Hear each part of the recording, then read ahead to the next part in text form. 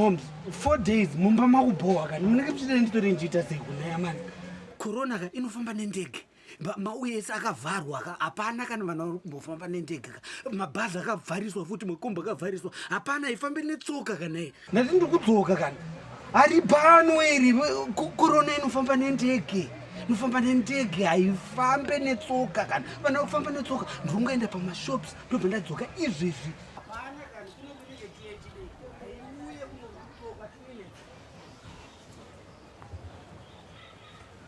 Blaniko. Mirat Baitis.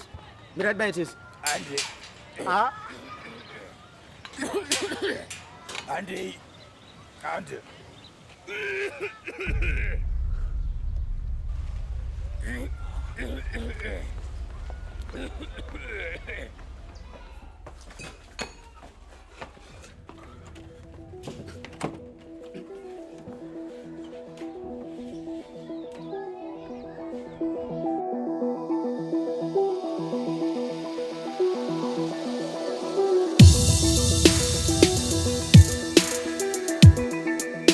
Ladies and gentlemen, comrades and friends, welcome to the week in lockdown with me, Comrade Fatso. And as the world goes into lockdown, we bring you the week live from my kitchen. It's been an unprecedented week in Zimbabwe. Nelson Chamisa had the first ever Corona Coup. Zimbabwe went into lockdown and Kuda Tagwirei became the country's new health minister. But first, the big story. ED announced a nationwide lockdown. But it turns out that ZANU-PF were doing it not to fight the coronavirus, but to fight the Chamisa virus. The Supreme Court ruled this week that Nelson Chamisa was not the rightful leader of the MDC and it should be Toko Kupe. Because you might need thousands of ventilators and refurbished hospitals to fight corona, but you need just a little captured judiciary to overthrow a lowly Nelson Chamisa. At least ZANU-PF can emerge from this lockdown saying we didn't manage to deal with the disease, but we did manage to destroy the MDC.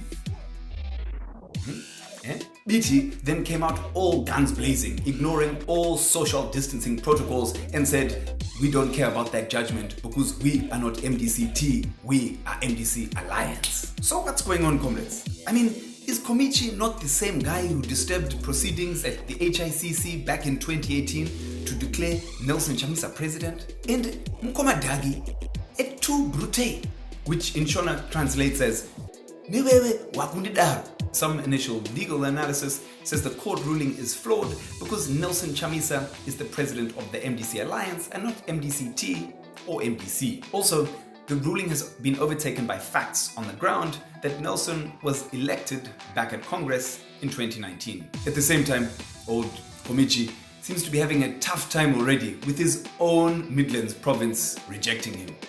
Shame, comrade. And guess what else ZANU-PF just slipped in during the lockdown? Yes, the US dollar is legal tender again. The Hurment, aka the boys Refeja, are really using Corona to their advantage. In other news about the lockdown, ED read out his speech announcing the 21-day shutdown, which sounded a lot like the speech by South African President Cyril Ramaphosa. There is therefore no need for stockpiling of any items. No one should be found hoarding food and other essential commodities. I have accordingly directed the South African National Defence Force to be deployed to support the South African Police Service.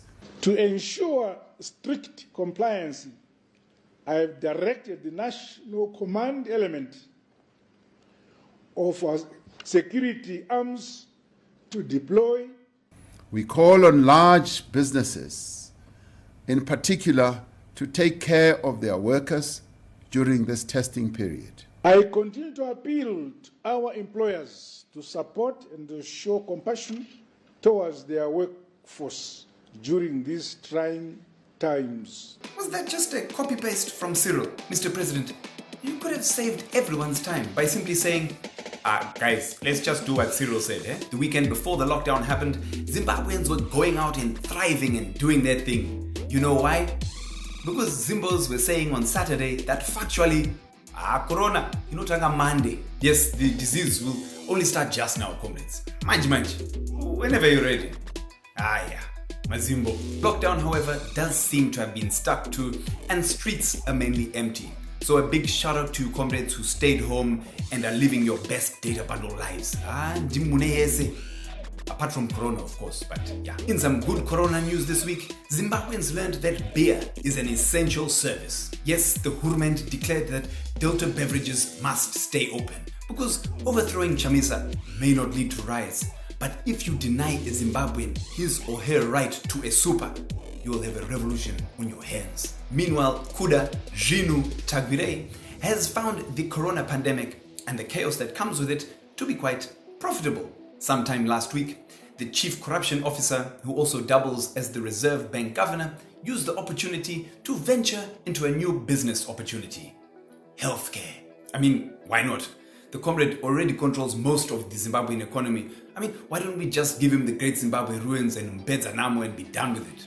Rumors came out that the ZANU-PF elite were setting up a private corona facility for themselves at the Rock Foundation Medical Center in Arundel. Saka comrades threatened to march on Twitter. Then, all of a sudden, there was news in the state media that good old Kuda was doing it out of the goodness of his heart, as he always does. Give or take $3 billion. I mean, of course he is. Look how generous he's been with his command agriculture and petrol business. But on the real, this whole saga shows the absolute capture of the Zimbabwean state. The state has been hollowed out, looted of resources, and now relies on cartels to provide healthcare to its citizens. Really, ZANU-PF is now just relying on its blessers like Kuda Tagwirei in China and being like, sha guys, drink shas. Clinic. This is a time of a pandemic when we should be talking about how we can support the poor and the working class, how we can provide some form of universal basic income to each citizen to ensure that they can make it through the crisis, about how this shows the need for a fair and just public healthcare system. Instead, we just see more ways that this 1% will benefit from the crisis. Just as coronavirus was taking over China, guess who decided to fly there? Yeah. This guy. Yep, old Constantino Ndokuneyese Chiwenga flew to China for a medical checkup, as one does, and then returns from China to co-chair the coronavirus task force. 2 questions.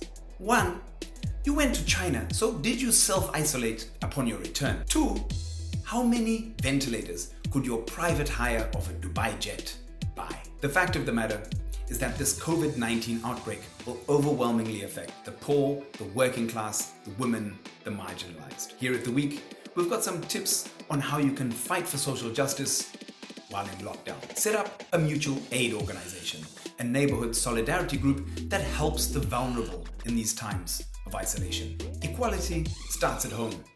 So we all need to do chores around the house like cooking and cleaning so that this lockdown doesn't become a patriarchal burden on women and girls. Support small business. So keep ordering from and supporting the self-employed, the hustlers, and the small startups. Don't worry about the big corporations. They'll be fine. Challenge fake news and spread evidence.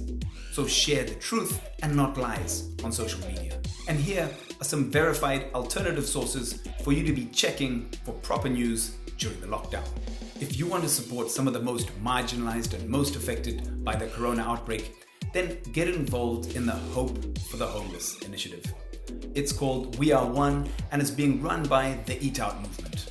Please get in touch with the Eat Out movement and donate to this really, really worthy cause. Thanks for joining us on The Week. Follow Magamba TV on social media. I've been Comrade Fatso. You have been the people. This has been The Week. This is still my kitchen. Thank you and futzak.